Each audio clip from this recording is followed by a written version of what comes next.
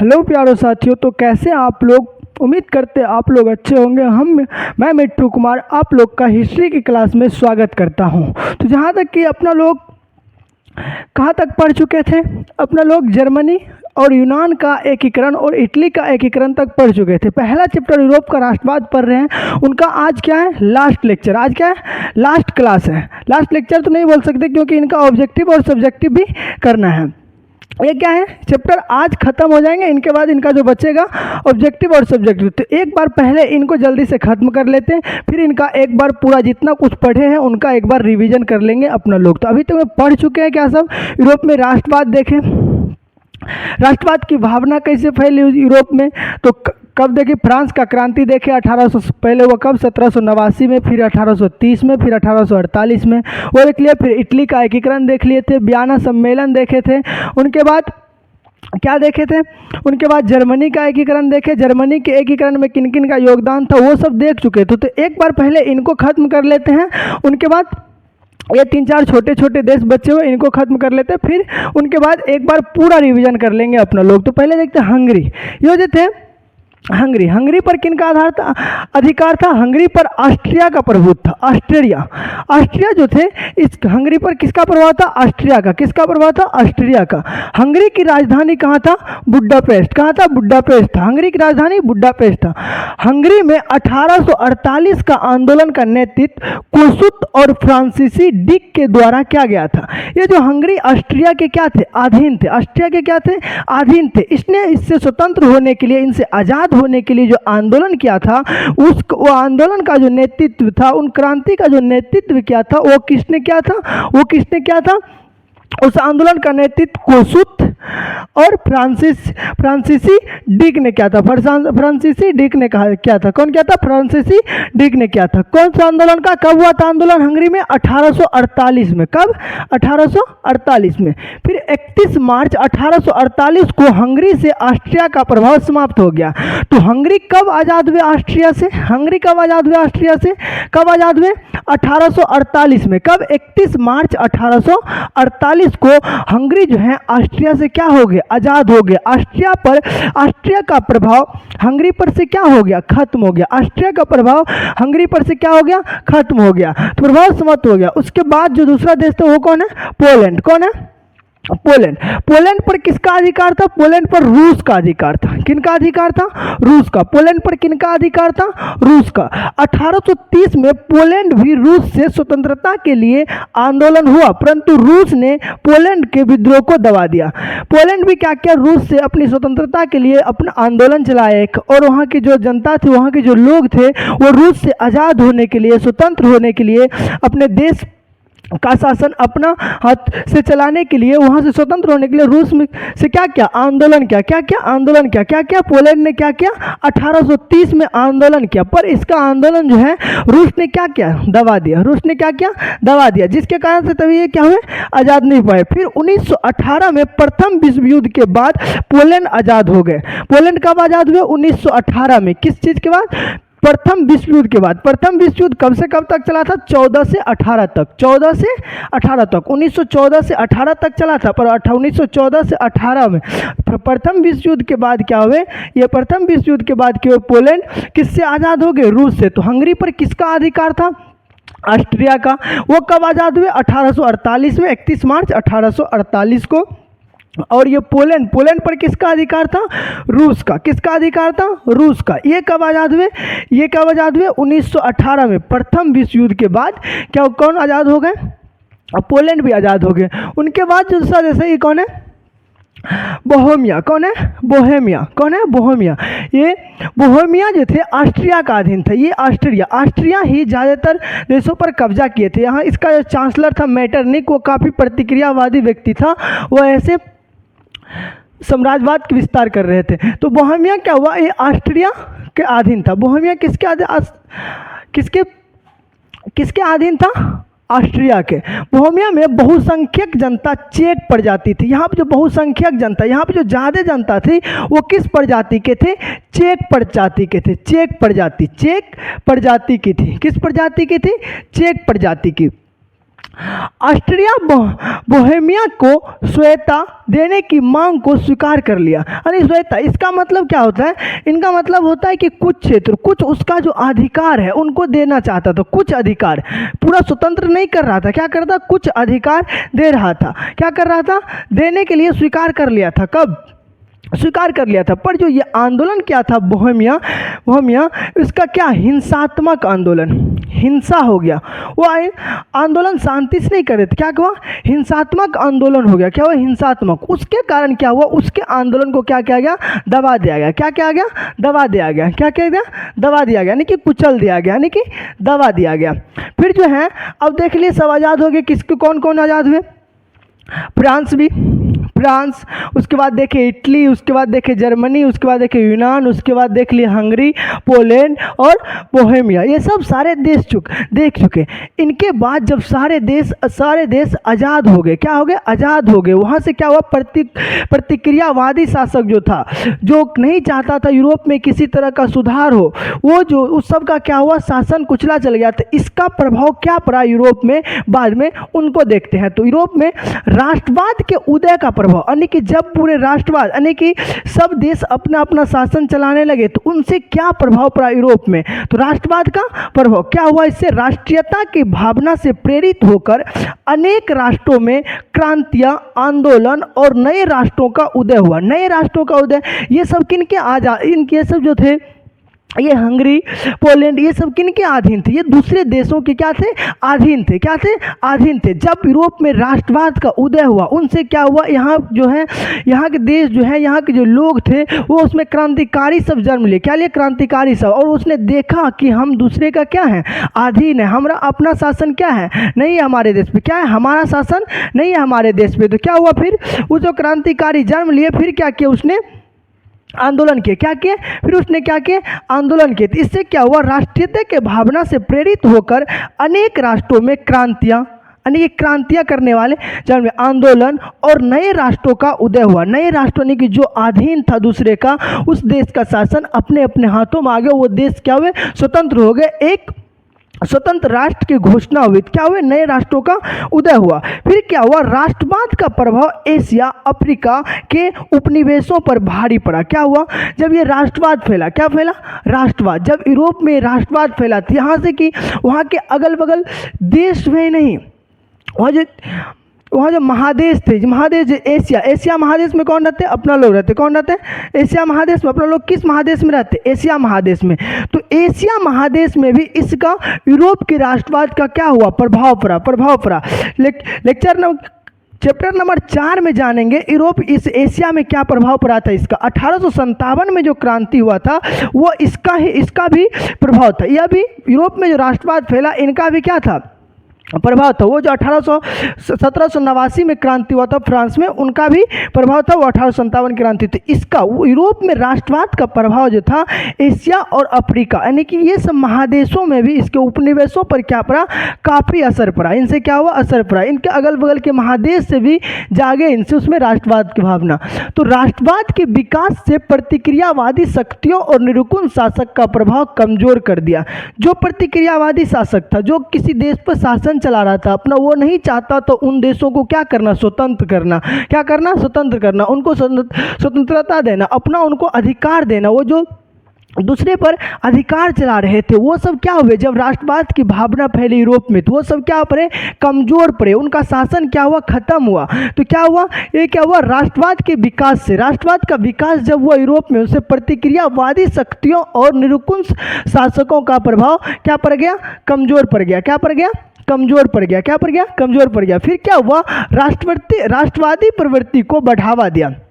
राष्ट्रवादी यानी अपनी देशभक्ति, उसको क्या है, बढ़ावा दिया। राष्ट्रवादी यानी कि वहाँ की जनता थे अपने देश के प्रति प्रेम और अपने राष्ट्रवाद सब एकजुट का होकर उनका क्या, उनको क्या बढ़ावा दिया, एकजुट होकर अपने देश में रहना और उनसे क्या करना, दूसरे देश के खिलाफ एकजुट रहना। तो क्या हुआ, राष्ट्रवाद की भावना की, राष्ट्रवाद की प्रवृत्ति को बढ़ावा दिया। राष्ट्रवाद की प्रवृत्ति को बढ़ावा दिया। भारत भी यूरोपीय राष्ट्रवाद से प्रभावित हुए थे। अपना देश भारत, अपना देश ये हिंदुस्तान, ये जो है, ये भी यूरोप में जो राष्ट्रवाद फैला उनसे क्या हुआ, प्रभावित हुआ था। क्या हुआ था, प्रभावित हुआ। तो आज इन चैप्टरों को अपना लोग आज छोटी थोड़ा ही बचा था और इन सब में ज़्यादा तो कुछ जानना नहीं था। इनसे क्या हुआ, आज ये चैप्टर अपना लोग का ख़त्म हो गया, पर अपना लोग जो शुरू से अभी तक पढ़े हैं उनका एक बार क्या करेंगे, अभी रिवीजन करेंगे। उनके बाद ये ये चैप्टर खत्म हो जाएंगे। इनमें बचेंगे सिर्फ इसका क्वेश्चन आंसर और ये ऑब्जेक्टिव कराने के लिए जो बचा है वो बचेंगे, तो वो भी आगे करा दिए जाएंगे। तो फिर क्या हुआ, इनका एक बार रिवीजन कर लेते हैं। अभी तक इसमें क्या सब पढ़ चुके हैं, अभी तक इसमें क्या सब पढ़ चुके हैं, उनका एक बार क्या करते हैं, रिवीजन कर लेते हैं। क्या कर लेते हैं, रिवीजन कर लेते हैं।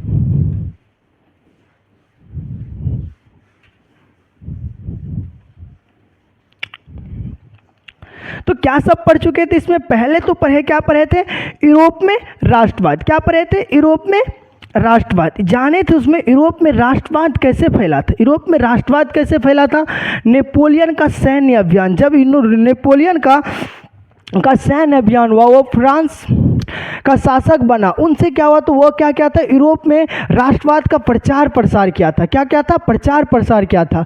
कब आए थे नेपोलियन, पहले 1789 में। 1789 में क्या देखे अपने लोग, फ्रांस की क्रांति। क्या देखे, फ्रांस की क्रांति।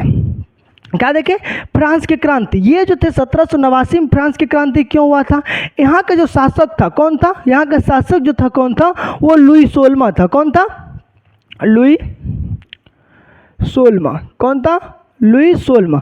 ये जो था एक निरंकुश शासक था और फ्रांस के जो थे समाज को 3 वर्गों में बांट दिया था। 3 वर्गों में बांट दिया था। क्या कर दिया था, 3 वर्गों में। उससे जो निम्न वर्ग की जनता, निम्न वर्ग के लोग रहते थे वहाँ पर, निम्न वर्ग के, उनसे ही सारे कर वसूलते थे। जब मन हुआ किसी तरह का कर लगा देते थे। जब मन होता था, कभी कुछ हुआ, कोई संकट आए राज्य पर, वो तो एक शासन अच्छा चला नहीं रहे थे, वो अपना ऐश मौज कर रहे थे, तो जिससे क्या हुआ, शासन उसका जो था काफ़ी कमज़ोर पड़ गया था। तो वो जो जब कुछ भी ज़रूरत हो राज्य को या राज्य कोष खत्म हो, तो उनसे वो क्या करता था, जनता का कर बढ़ा देता था। और जनता को जो कर बढ़ाते थे उसे 3 वर्गों में बांट के रखे थे वो अपने समाज को। वो जो थे उच्च वर्ग के लोग से समाज कर नहीं लेते थे। वो निम्न वर्ग के लोग जो रहते थे, किसान मजदूर, उन पर कर थोपते थे। क्या करते थे, कर थोपते थे और उनसे ज़बरदस्ती कर वसूलते थे। इन निम्न वर्गों के लोगों जो थे, और कुछ लोगों जो चाहते थे फ्रांस में क्या हो, सुधार हो, फ्रांस में क्या हो, सुधार हो, और ये हमारे शासक नहीं रहे, वो हमारा शासक ऐसा हो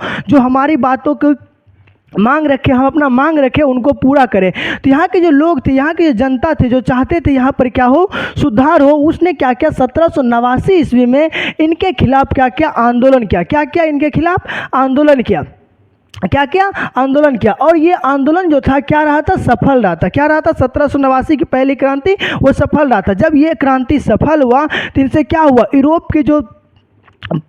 में जो अगल बगल, फ्रांस के अगल बगल के राष्ट्र, अगल बगल के देश थे, वहाँ पर क्या हुआ, राष्ट्रवाद की भावना का क्या हुआ, प्रचार प्रसार हुआ। क्या हुआ, प्रचार प्रसार हुआ। तो यूरोप में राष्ट्रवाद फैलाने में महत्वपूर्ण भूमिका किस चीज़ का रहा था, 1789 की क्रांति के। इसके बाद क्या हुआ, जो लुई 16वां था, यहाँ पे 1789 में पहले क्या था, राजतंत्र का शासन था, इनका ही शासन चलता था। ये जो शासन बना है वो शासन चलता। इनसे पहले भी इनका वंशज ही कौन थे, शासक थे, लुई 14वां और लुई 15वां। कौन थे, लुई 14वां और लुई 15वां। इनके साथ इनके जो वंशज लुई 14वां थे, वो तो बोल दिए थे कि मैं ही क्या हूँ, राज्य। लुई 15वां बोले हम ही भगवान है। और ये जब आए थे, ये काफ़ी कठोर शासन, निरंकुश शासन थे। ये अपने भी मौज मस्ती में जीते रहते थे। और इनकी पत्नी थी, एक पत्नी जो थी, वो भी क्या करते थे, राज्य के जो कार्य होते थे उनमें हस्तक्षेप करते थे।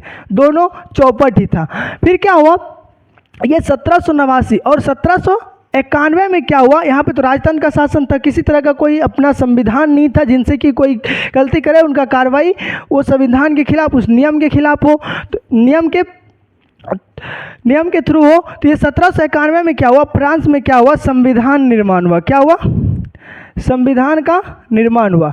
फिर 1791 में 1791 में और 1793 में इसे क्या हुआ, फांसी हो गया। क्या हो गया, इसे फांसी हुआ, लुई 16वां को फांसी। और 1794 में क्या होता, अपना लोग देखे फ्रांस में किस चीज़ का शासन आ गया था, फ्रांस में डायरेक्टरी का शासन आया। किस चीज़ का, डायरेक्टरी का शासन आया। उनके बाद क्या हुआ था, 1799 में यहाँ पर एक बहुत ही महत्वपूर्ण शासक, बहुत ही योग्य शासक नेपोलियन का आगमन हुआ। जब नेपोलियन पहले आगमन हुआ 1799 में, क्या हुआ, नेपोलियन क्या बना था, यहाँ का काउंसलर बना था। क्या बना था, काउंसलर बना था। और काउंसलर बना था, क्या बना था, नेपोलियन क्या बना था, फ्रांस का नेपोलियन काउंसलर बना था। क्या बना था, काउंसलर बना था। फिर 1804 में क्या हुआ, 1804 में नेपोलियन क्या बन गया, यहाँ का सम्राट। क्या बन गया, यहाँ का सम्राट। और ये क्या करते हैं, सम्राट बना। जब 1804 में ये शासन किया, इसका युग रहा था 1804 से लेकर 1815। 1815 में इसका युग कैसे खत्म हुआ था, 1804 में जब ये शासक बने तो ये अपना कुछ बहुत अच्छा से शासन चला रहे थे। ये यूरोप में राष्ट्रवाद का प्रचार प्रसार कर रहा था और अपने देश के प्रति समर्पित थे। और ये जो थे, ये यूरोप में राष्ट्र अपना क्षेत्र भी क्या कर रहे थे, फैलाव कर रहे थे। तो उसी क्रम में क्या हुआ, ये 1815 में वाटरलू का युद्ध, किस चीज़ का, वाटरलू का युद्ध, ऑस्ट्रिया के चांसलर मेटरनिक से हार गया। जब हार गया ये वाटरलू का युद्ध, कौन, नेपोलियन, इसे क्या किया गया, 1815 में क्या कर लिया गया, बंदी बना लिया गया। क्या कर दिया, बंदी बना लिया गया। और यहाँ फ्रांस का शासक जो है लुई 18वां को बना दिया गया। किसको बना दिया, लुई 18वां को। और ये नेपोलियन का मृत्यु कब हो गया, 1821 ईस्वी में। 6 साल बाद एक टापू पे क्या कर दिया था, इसको बंदी बनाकर रख दिया था। वहीं पे क्या हुआ, इनका 6 साल बाद क्या हो गया, 1821 में मृत्यु हो गया। तो नेपोलियन युग कब खत्म हो गया था, 1815 में। उनके बाद देखिए अपना लोग देखें किसका, उनके बाद देखिए अपना लोग 1815 से लेकर 1848 तक मेटरनिक युग। क्या देखें, 1848 से लेकर 1815 से लेकर 1848 तक देखें मेटरनिक का युग। मेटरनिक जो थे एक क्या थे, प्रतिक्रियावादी व्यक्ति थे। क्या थे, प्रतिक्रियावादी व्यक्ति थे। और ये क्या थे, प्रतिक्रियावादी व्यक्ति थे। ये नहीं चाहते थे किसी तरह का क्या हो, सुधार हो। कहाँ पर, फ्रांस में। कहाँ पर, फ्रांस में। इसने क्या किया था, वहाँ पर किसको शासक बना दिया, लुई 16वां के खिलाफ लुई 18वां को। किनको शासक बना दिया, लुई 18वां को। जब लुई 18वां यहाँ का शासक बना तो वो क्या किए थे, समाज में सभी का सम्मान नियम हो और समाज में सभी का सम्मान अधिकार हो, एक नियम लाया। फिर क्या हुआ, 1824 में फ्रांस का शासक कौन बन गया, 1824 में फ्रांस का शासक कौन बना था, चार्ल्स दसम। ये कौन बना, चार्ल्स दसम। और ये अपना प्रधानमंत्री किसे नियुक्त किया था, चार्ल्स दसम, ये अपना प्रधानमंत्री जो नियुक्त किया था वो क्या था, पॉलीगनेक को। किनको क्या था, पॉलीगनेक को। किनको क्या था, पॉलीगनेक को क्या था, किनको क्या था, पॉलीगनेक को क्या था। ये पॉलीगनेक जो थे ये भी काफ़ी प्रतिक्रियावादी व्यक्ति थे। ये क्या करते थे, अपने समाज में उच्च वर्गों को, लोगों को सारा कुछ देते थे। उनका जो था विशेष अधिकार दिया था। क्या दिया था, विशेष अधिकार दिया था। ये भी नहीं चाहते थे फ्रांस में क्या हो, किसी तरह का क्या हो, सुधार हो। तो फिर क्या हुआ, 1830 में फ्रांस की दूसरी क्रांति। क्या हुआ, 1830 में फ्रांस की दूसरी क्रांति, चार्ल्स दसम के खिलाफ। किसके खिलाफ, इसके समय हुआ 1800 फ्रांस में दूसरी क्रांति। क्या हुई, दूसरी क्रांति। 1830 में क्या हुआ, दूसरी क्रांति हुआ। और ये भी जो थे पॉलीगने, ये 1800 फ्रांस की दूसरी क्रांति किसके खिलाफ, इसके खिलाफ, चार्ल्स दसम के खिलाफ। ये भी क्रांति क्या रहा था, सफल रहा था। क्या रहा था, सफल रहा था। ये क्या कहते, जब ये केस को गद्दी छोड़ना पड़ा, इसके बाद जो शासक बने वो बने थे लुई फिलिप जो थे। लुई फिलिप भी वैसा उतना योग्य शासक नहीं था। वो भी जो अपना प्रधानमंत्री बनाए ना, एक प्रधानमंत्री बनाए एक प्रतिक्रियावादी व्यक्ति गीजो भी इसी तरह से शासन चलाते थे। उच्च वर्ग के लोगों को विशेष अधिकार दिए थे। और इनके समय, लुई फिलिप के समय जितना भी विदेश नीति, विदेश के साथ मिलजुल कर व्यापार सब किया, वो सब क्या रहा, असफल रहा। इनके कारण क्या हुआ था, फ्रांस में भूखमरी और बेरोजगारी आ गए थे। तो क्या हुआ था, 1830 में इसके खिलाफ क्रांति हुआ। फिर 1848 में लुई फिलिप के खिलाफ, लुई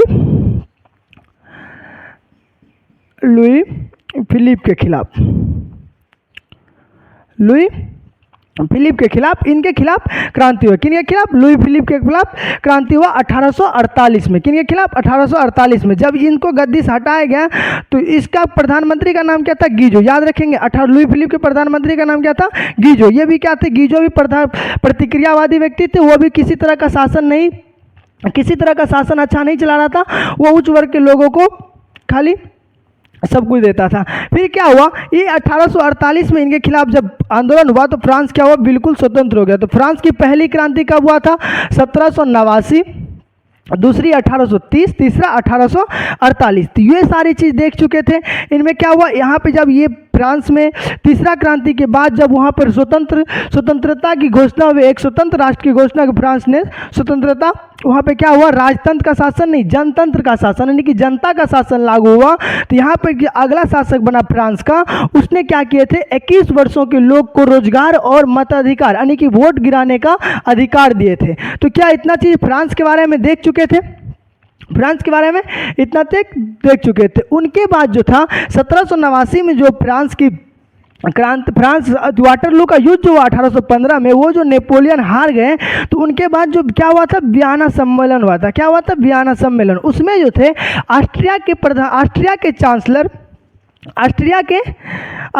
जो चांसलर थे, कौन, ऑस्ट्रिया के चांसलर मेटरनिक, उसने क्या किया था, इटली को काफ़ी छोटे छोटे राज्यों में क्या कर दिए थे, विभाजित कर दिए थे, टुकड़े टुकड़े राज्यों में विभाजित कर दिए थे। इन कारण जो छोटे छोटे राज्य होंगे तो उनमें छोटे छोटे राजाओं को नियुक्त करेंगे, और वो छोटा छोटा राजाओं जो होंगे छोटे छोटे क्षेत्र का, वो अपने छोटे छोटे क्षेत्र के लेके ही क्या रहेंगे, उलझे रहेंगे, जिससे क्या कर पाएंगे, जिससे क्या वो मेरे खिलाफ कोई षड्यंत्र या कुछ क्या करेंगे, नहीं कर पाएंगे। तो ये क्या कर दिया था, इटली को काफ़ी भागों में विभक्त कर दिया। तो क्या देखे अपना लोग, फिर इटली का एकीकरण, क्या देखे थे, इटली का एकीकरण, इटली का एकीकरण,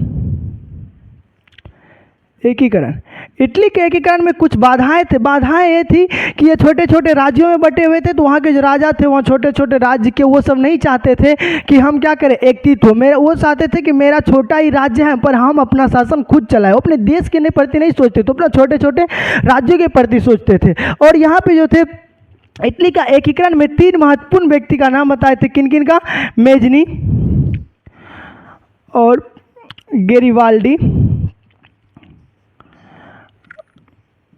गेरिबाल्डी और एगो देखे थे काउंट काबूर। किनको देखे थे, काउंट काबूर को। किनको देखे थे, काउंट काबूर को। ये मेजनी, गेरिबाल्डी और काउंट काबूर जो थे, इनका महत्वपूर्ण योगदान रहा था किसको, इटली का एकीकरण में। किन का, इटली का एकीकरण में। पहले कौन आए इटली का एकीकरण करने के लिए, ये आए मेजनी। कौन आए थे पहले इटली का एकीकरण करने, कौन आए, मेजनी। पहले जो इटली का एकीकरण करने आए कौन आए थे, मेजनी। कौन आए, मेजनी। इटली का एकीकरण करने मेजनी आए 1830 में। और इसने चाहा कि उत्तरी और मध्य की जो इटली है उनका एकीकरण करें। हम क्या करें, एकीकरण करें। पर यहाँ पर जो था आंदोलन जो हुआ उसको क्या किया, ऑस्ट्रिया चांसलर मेटरनिक ने क्या कर दिया, दबा दिया। जिनके कारण क्या हुआ, मेजनी को यहाँ से क्या भाग करना पड़ा था, 1830 में भागना पड़ा। क्या करना पड़ा, भागना पड़ा। फिर जब 1830 में यहाँ से ये भाग गए मेजनी इटली से, फिर क्या किया 1831 में इसने क्या किया था, यंग नामक संस्था की स्थापना किया था। यंग नामक संस्था की स्थापना। फिर क्या किया 1834 में यंग यूरोप नामक संस्था की स्थापना किया। यंग यूरोप नामक संस्था का स्थापना किया। क्या किया, स्थापना किया 1834 में। फिर ये चला 1848 में पुनः आए ये इटली। पुनः कहाँ आए, इटली। कहाँ आए, इटली। पुनः 1848 में चला इटली। और इटली जब आया इटली आया पुनः 1848 में इटली का एकीकरण करने के लिए। क्या करने के लिए, एकीकरण करने के लिए। लेकिन यहाँ के जो स्थानीय शासक थे सार्डिनिया और पिडमाउंट के जो शासक वो चाहते थे इटली का एकीकरण क्या करें, हम अपने नेतृत्व में करें। क्या करें, हम अपना नेतृत्व में करें। तो और मेजनी चाहते थे अपने अनुसार से करना चाहते थे।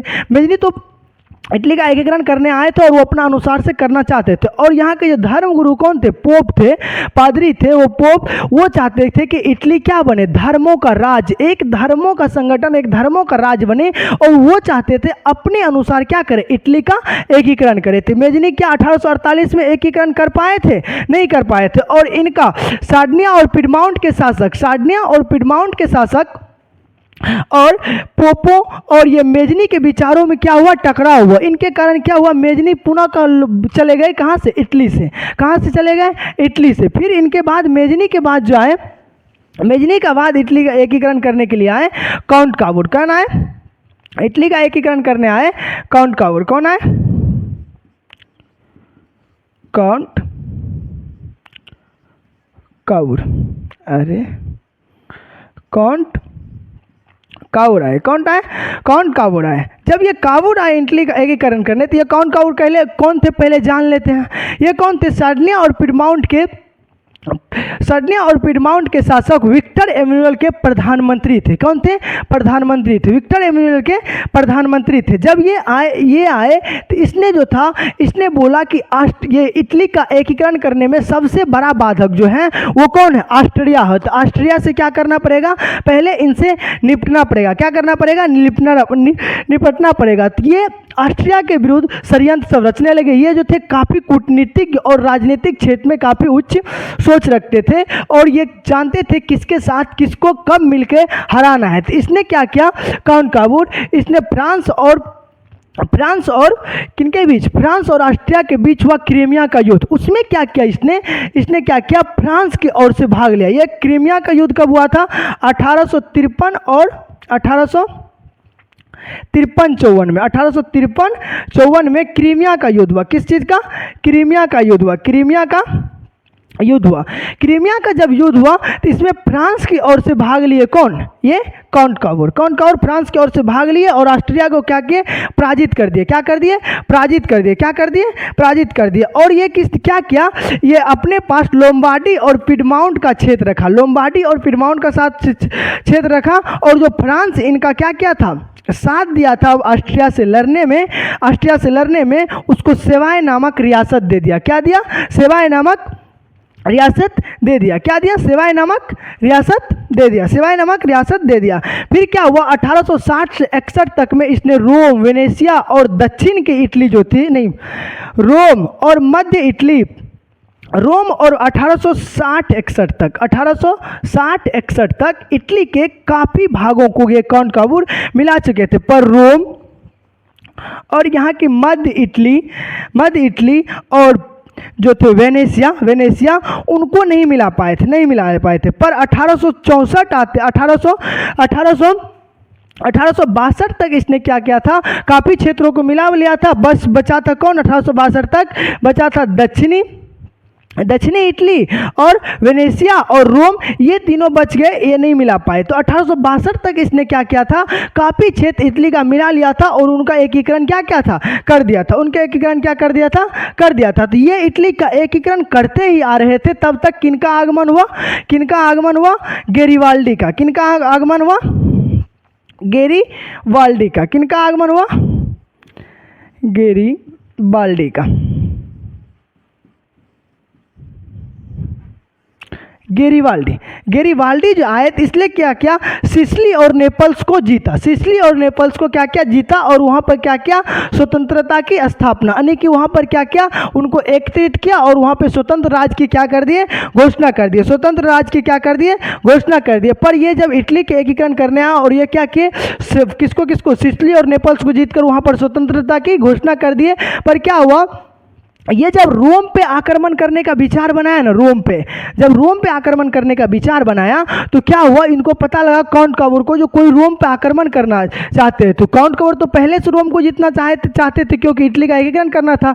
तो काउंट काबूर ने क्या किया, गेरिबाल्डी के खिलाफ वहाँ पर क्या किया, अपना साथ सेना भेजा और उनसे क्या युद्ध की बनाई थी। यहीं पे जो क्या हुआ, काउंट काबूर से जब इनका रोम पर आक्रमण के क्रम में क्या हुआ, गेरिबाल्डी का मुलाकात किन से हुआ, किन से, काउंट काबूर से। और जब ये दोनों मिले तो इन दोनों ने देखा कि हम दोनों का विचार और हम दोनों का उद्देश्य एक ही है, क्या है? इटली का एकीकरण करना। क्या करना? इटली का एकीकरण करना। फिर क्या किया गेरिबाल्डी ने? अपना जीता हुआ जो कुछ क्षेत्र था, जीता हुआ कुछ क्षेत्र, वो काउंट काबूर को दे दिया, क्योंकि उसने सोचा कि इनके पास ढेर सारा क्षेत्र तो जीता ही हुआ है, मेरे पास थोड़ा ही अभी है, तो इनको दे देते हैं और इनके नेतृत्व में युद्ध लड़के क्या कहते हैं, इनका क्या करें, इटली का एकीकरण करें। पर गेरिबाल्डी का मृत्यु कब हो गया? गेरिबाल्डी का मृत्यु हो गया 1862 में। गेरिबाल्डी का मृत्यु हो गया 1862 में। इसमें क्या हुआ? इसका मृत्यु हो गया, गेरिबाल्डी का मृत्यु हो गया। क्या हो गया?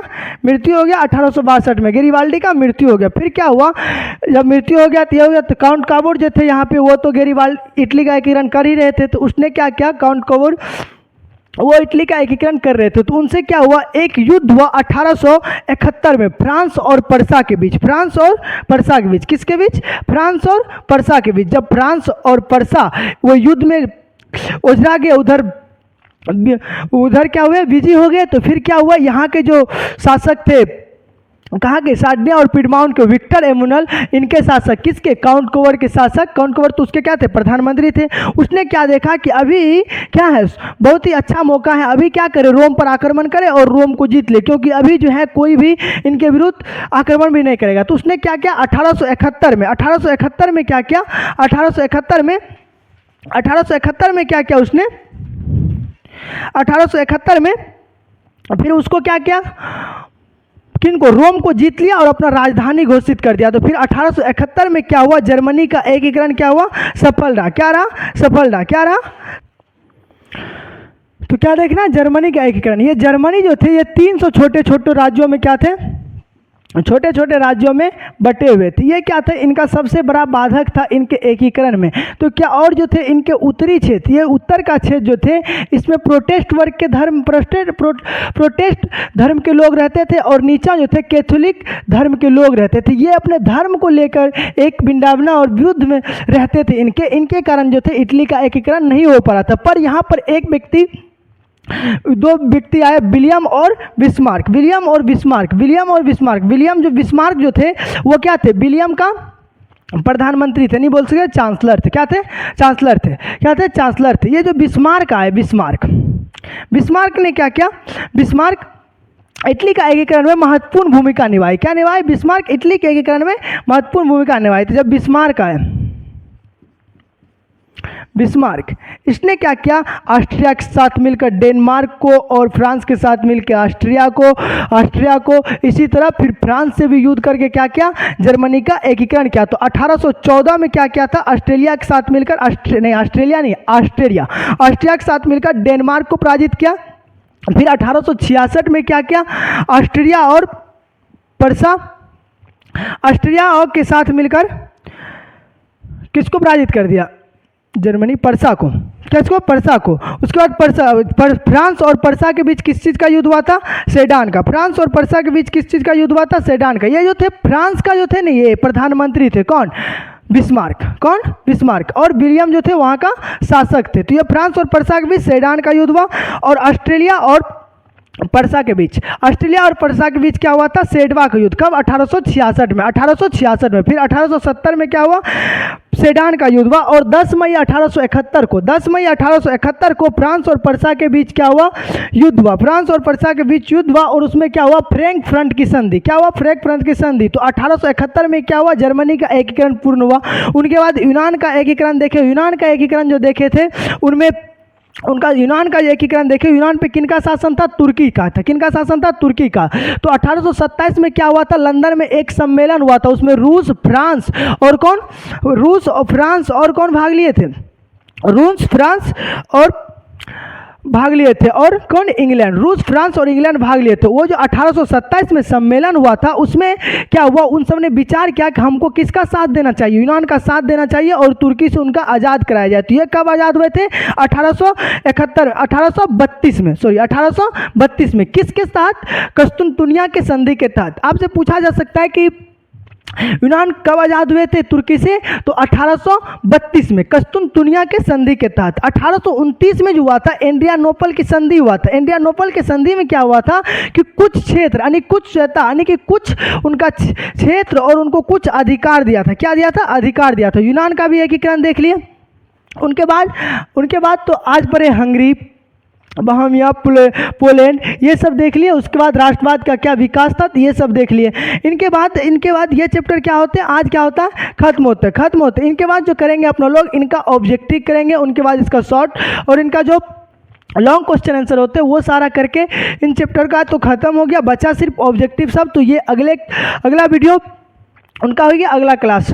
तो चलिए आज के लिए इतना ही। जय हिंद, जय भारत।